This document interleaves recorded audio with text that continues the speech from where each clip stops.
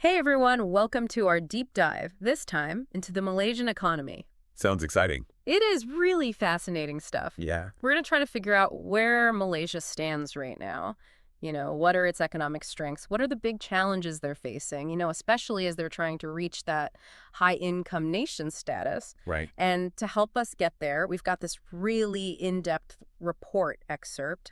We've got some data visualizations, even a couple infographics. Yeah. So it should give us a pretty complete picture, I think. Yeah, and it's a real story of transformation when you look at it. Oh, is it? It is. Okay. When you look at how Malaysia's economic structure has evolved over time, Okay. it really mirrors what we call the Fisher-Clark model in economics. The Fisher-Clark model. Have you heard of it? I have, actually. Okay, good. Yeah. So it described how economies, as they develop, tend to shift from being primarily agricultural to manufacturing-based, Right. and then ultimately to being dominated by services. Oh, okay. Interesting. And that's the exact pattern we see in Malaysia. Oh, wow.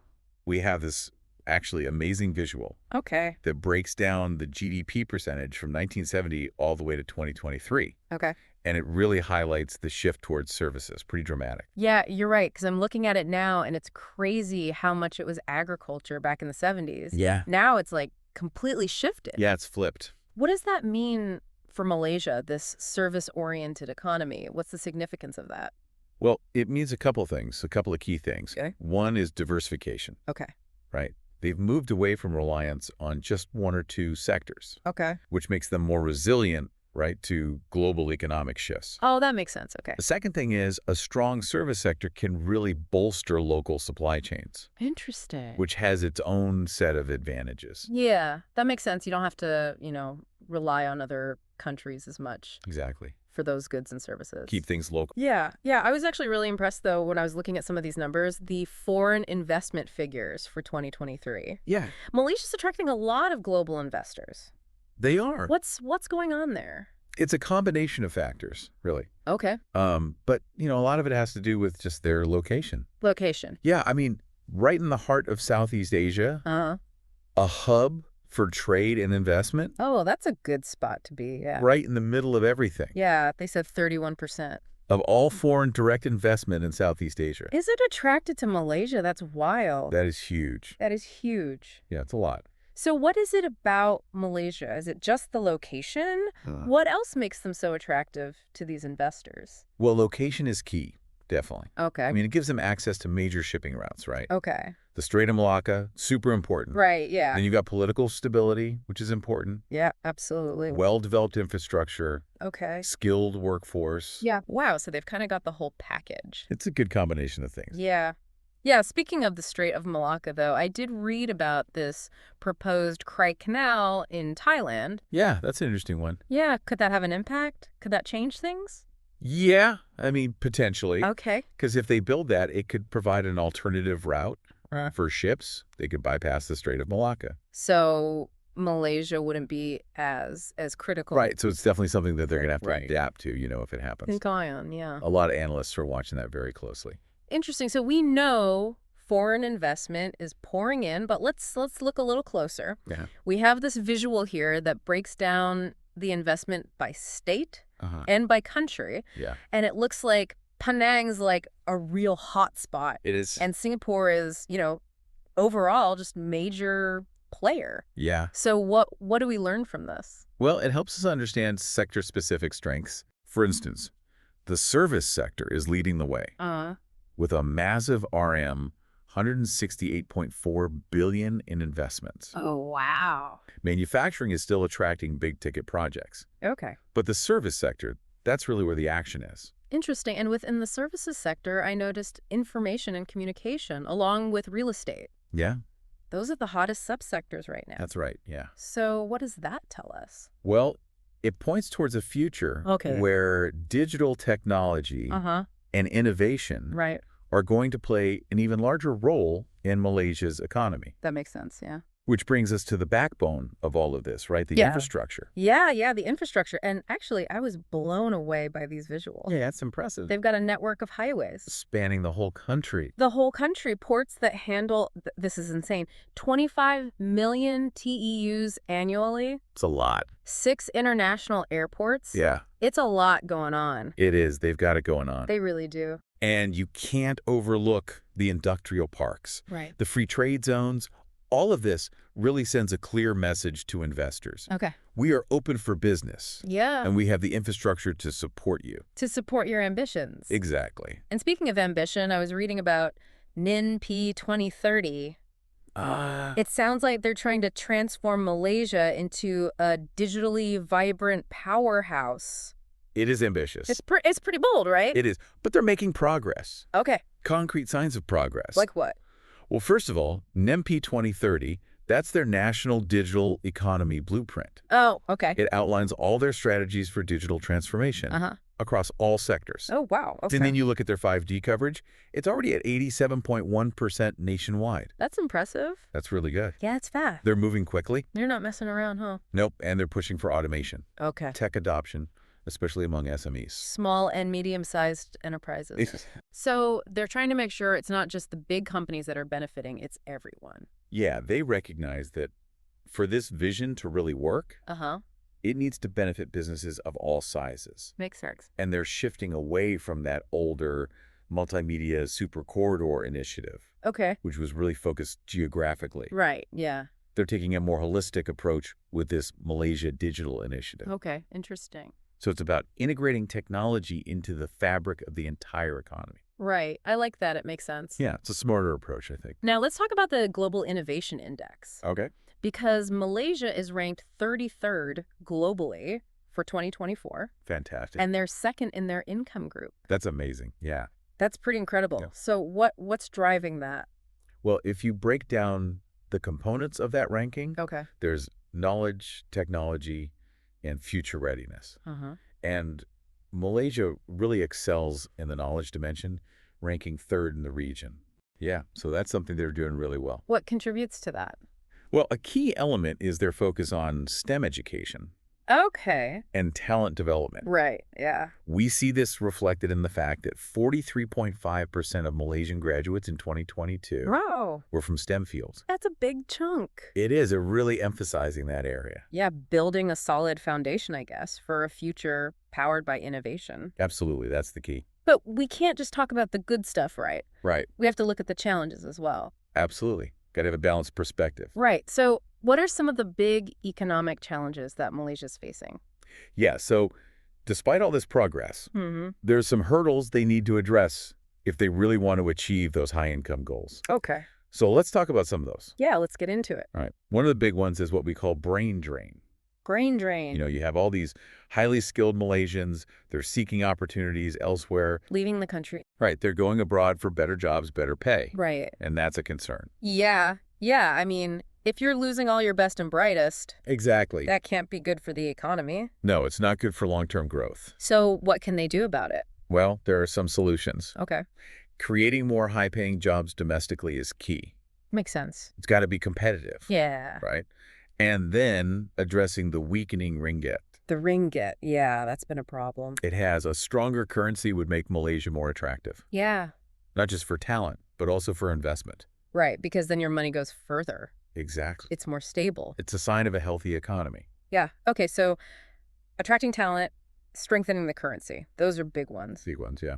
What about this rising government debt, though? I mean, it's at 65.4% of GDP in 2023. That's a concern, yeah. That seems like a lot. It is something they need to manage carefully. Okay. High government debt, it can limit a country's fiscal flexibility and potentially impact its credit rating. So it's more expensive to borrow money. Exactly. It makes it harder to invest in the things they need to invest in. Okay, yeah, that makes sense. And then there's this issue of unequal opportunities. Yes. Across different states, it's like some states are booming and others are being left behind. Yeah, you see this in a lot of developing economies. And it can be a major obstacle to overall progress. Right. Because it leads to social unrest. It hinders efforts to create a more inclusive society. It's like a vicious cycle. It can be. You know, it feels like good governance Yeah, combating corruption, those are really crucial. absolutely. If Malaysia wants to overcome these challenges. The foundation. Yeah. Because investors need to see a stable, transparent, Right. predictable environment Yeah. if they're going to feel confident about putting their money in Malaysia. Absolutely. It's about trust, right? Exactly. Trust is key. You need to know that the system works. Yeah, and that it's fair. Right, and that your investment's going to be protected. It all comes back to that.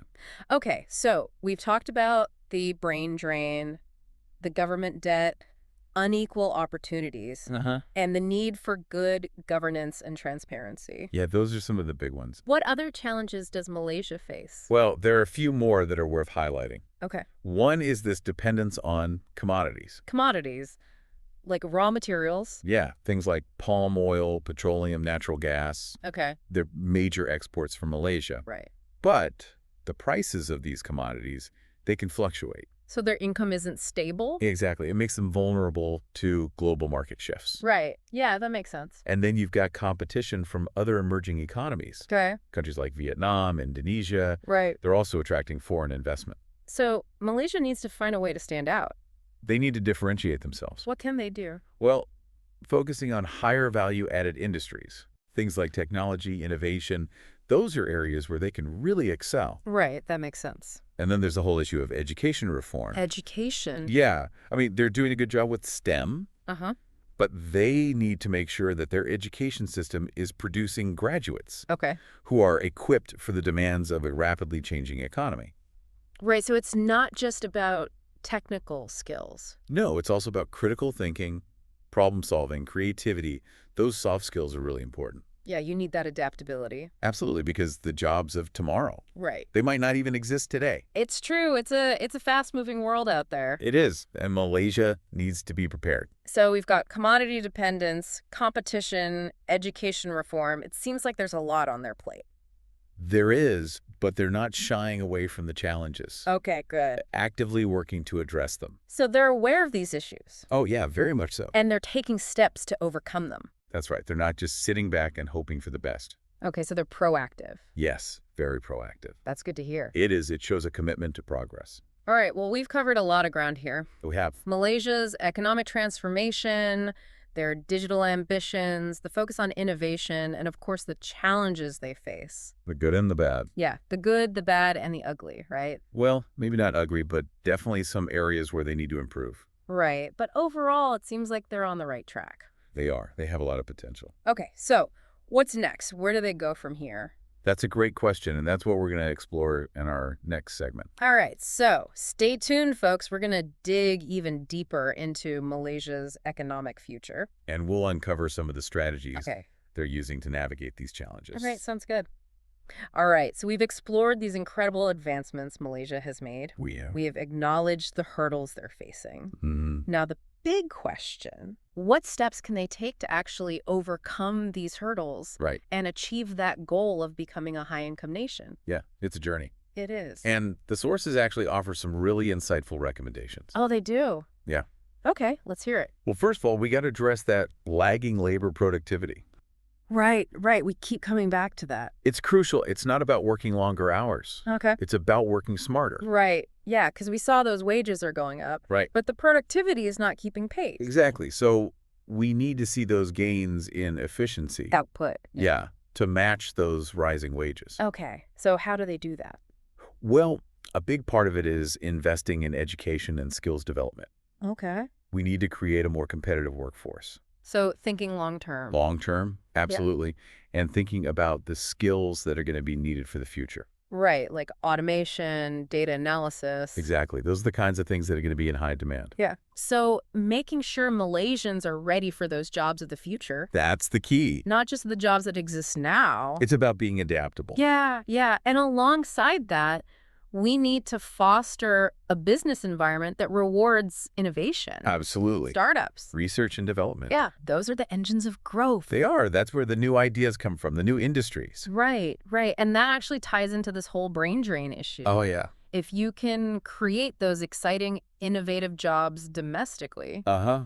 people are going to be less likely to leave, right? Exactly. You got to give them a reason to stay. Make Malaysia the place to be. Make it the hub, the hot spot. Yeah, exactly. And of course, a stronger ringgit would help with that too. It would. It makes Malaysia more attractive overall for talent and investment. Definitely stability is key. Stability and strength. Yeah, it's a sign of a healthy economy. Right, but economic health isn't just about overall numbers, right? Right. We've talked about this. Some states are thriving, others are being left behind. Regional disparity. Yeah, what can be done about that? Well, that's where targeted regional development policies come in. Okay. Investing in infrastructure, education, skills training, but specifically in those less developed states. Right, so it's not a one-size-fits-all approach. No, it's about recognizing that different regions have different needs. And making sure everyone has a fair shot. Exactly. That's the goal, creating a more balanced and inclusive economic landscape. So everyone benefits. Everyone benefits. That's the idea. Okay, and then, of course, we have to talk about corruption. Yeah, we can't ignore that. It's a big one.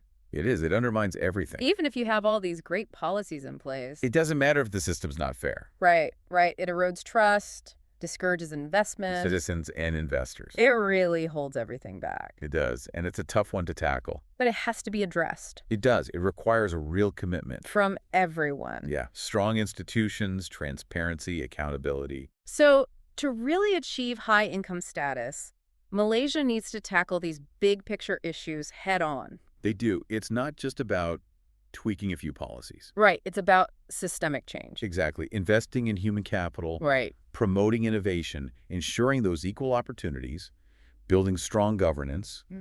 Those are the pillars. Those are the foundations. They are. That's what's going to support long-term economic success. And all of this while the world's changing faster than ever. Yeah, new technologies popping up all the time. It's a lot to keep up with. It is. It's exciting, but it's also a challenge. What's the next chapter for Malaysia, I wonder? That's a good question. What opportunities can they seize? To really stand out on the global stage. Considering their digital push, the STEM focus, their location. Yeah, what are those emerging technologies that could give them an edge? Could they be a leader in AI, biotechnology, renewable energy? The possibilities are endless, really. It's fascinating to think about. It is. Well, we've only just scratched the surface here. But hopefully this deep dive has sparked some curiosity.